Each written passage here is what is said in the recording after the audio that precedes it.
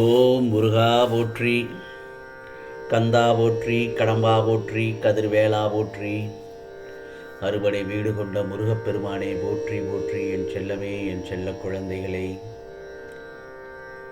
முருகன் மீது நம்பிக்கை இருந்தால் ஒரே ஒரு முறை கேள், நீ கேட்டது கிடைக்கும், நினைத்ததெல்லாம் நடந்தே தீரும். என் செல்லமே, ஆம், இது உனக்கான பதிவுதான்.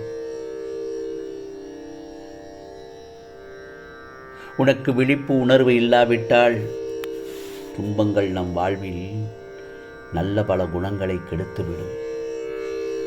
நம் வாழ்வில் இருந்து முற்றிலும் தீமைகள் புரியும் கெட்ட பண்புகளை அகற்ற ஒரே ஒரு வழி என்ன தெரியுமா? நீ தினமும் ஒவ்வொரு நாளையும் தூய மனதுடனும் நல்லதொரு ஆற்றலுடன் அணுகுவதாகும். அதே சமயத்தில் நல்லதொரு ஒழுக்கங்கள் தான் நம் குணங்களை வளர்த்து நம் மனதை சுத்தப்படுத்தி நமது தற்போதைய மற்றும் எதிர்கால வாழ்க்கையை மதிப்புள்ளதாக அமைக்கிறது.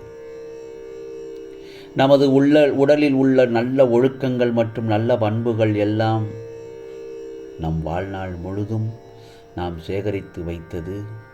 புரிகிறதா? ஆரோக்கியமான மற்றும் அமைதியான வாழ்க்கைக்கு இவைகள் எல்லாம் வழிவகுக்கின்றன. எந்த எதிர்பார்ப்பும் இல்லாமல் வாழ்க்கையை கடந்து செல்ல கற்றுக்கொள். நான் ஒன்று சொல்லட்டுமா?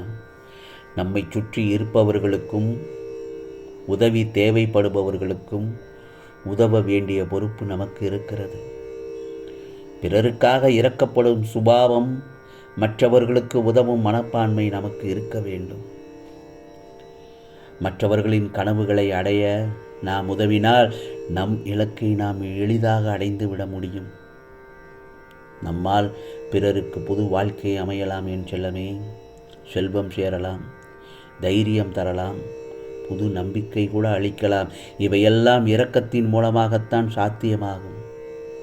ஆகவே எந்தவித எதிர்பார்ப்பு இல்லாமல் உதவி செய்வது சிலரின் குணமாகவே கூட இருக்கும். அப்படிப்பட்டவர் வணக்கத்துக்குரிய மனிதர்கள் நம்மை சுற்றி இருக்கத்தான் செய்கிறார்கள். நிச்சயமாக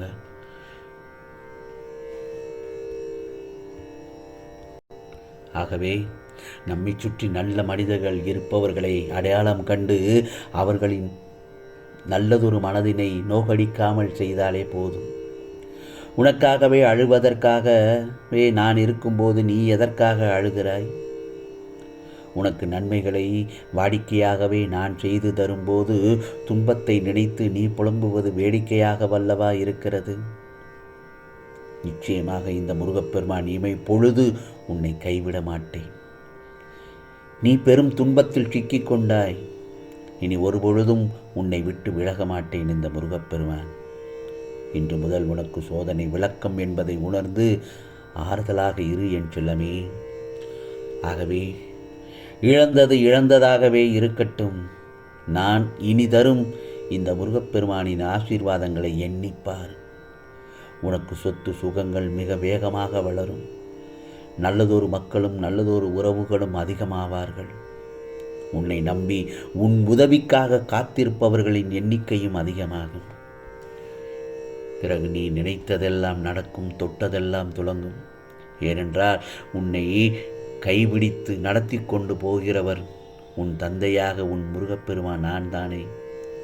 நிச்சயமாக உன்னை நான் தான் வழிநடத்தி செல்கிறேன் என்பதை அந்த தருணத்தில் உணர்வாய். ஒன்றை மட்டும் நினைவில் கொள், உனது வருமானம் எழுதப்பட்டு விட்டது, நீ உண்ணும் உணவு எழுதப்பட்டு விட்டது, உனது வாழ்க்கையும் எழுதப்பட்டு விட்டது, உனது மரணமும் எழுதப்பட்டு விட்டது. அனைத்தும் நீ வணங்கும் கடவுளால் ஏற்கனவே எழுதி முடிக்கப்பட்டு விட்டது. அப்படியென்றால் உனக்கு ஏன் மன அழுத்தம், மனக்குழப்பம், மனக்கவலை, மனப்பிரச்சனை, மனசோர்வு மற்றும் என மன அமைதியின்றி ஏன் வாழ்ந்து கொண்டிருக்கிறாய் என் செல்லமே? எல்லாவற்றையும் இந்த முருகப்பெருமானிடம் பாதத்தில் சரணடைந்து விட்டு நிச்சயமாக நீயாகவே உன் வாழ்க்கையை நல்லதொரு விதத்தில் மாற்றிக்கொள்ளலாம். புரிகிறதா? துன்பங்கள் எரியட்டும், இன்பங்கள் மலரட்டும், தோல்விகள் மறையட்டும், வெற்றிகள் கிடைக்கட்டும், தீமைகள் விலகட்டும், நன்மைகள் பெருகட்டும். நிச்சயமாக உன் குடும்பத்தினருக்கும் நிச்சயமாக இந்த முருகப்பெருமானின் அருள்வாக்கு என்றும் உண்டு. நான் ஒன்று சொல்லட்டுமா? எளியோரை ஏமாற்றி பிழைப்பவன் இறுதி காலத்தில் இறைவனிடம் ஏமாந்து போகிறான். நான் ஒன்று சொல்லட்டுமா என் செல்லமே?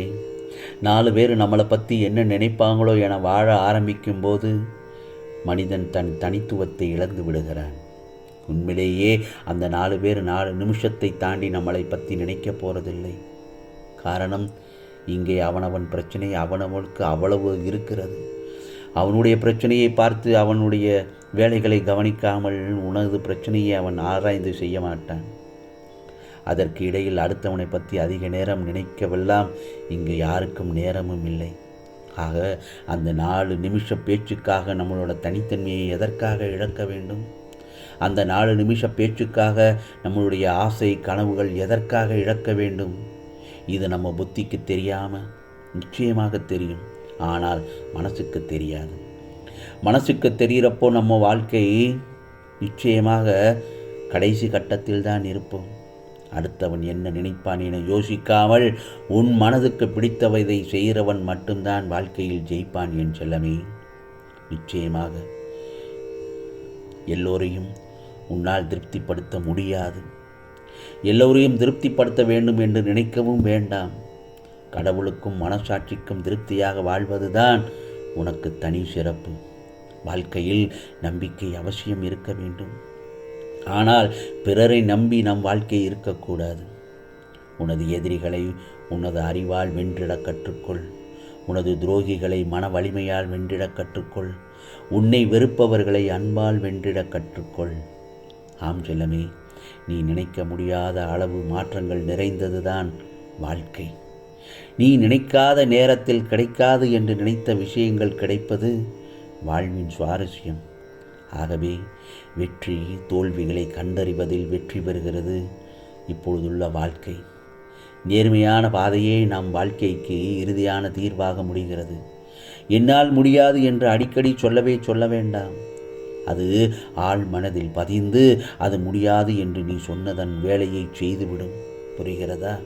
நீ எந்த வேலையில் ஈடுபட்டாலும் நம்மால் முடியாது என்று நினைத்தால் அது உன்னை தொடர்ந்து பலவீனப்படுத்தி கொண்டேதான் இருக்கும்.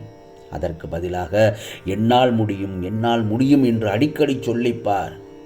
அது அடி மனதில் பதிந்து நீ செயல்படும் பொழுது உன்னை ஊக்கப்படுத்தி கொண்டே இருக்கும். ஆகவே விடியும் ஒவ்வொரு நாட்களையும் உற்சாகத்தோடு வரவேற்க பழகிக்கொள். அப்போதுதான் அன்றாடம் நீ செயல்படுவதற்கு தேவையான சுறுசுறுப்பு தெம்பும் உனக்கு கிடைக்கும். ஆகவே நான் சொல்வதை கேட்டுவிட்டாய் அல்லவா? நிச்சயமாக உனக்கானதெல்லாம் நல்லது நடக்கும். நல்லது மட்டுமே நடக்கும். அதுவும் நன்மையாகவே இருக்கும். ஓம் சரவண பவ. ஓம் சரவண பவ. ஓம் சரவண பவ.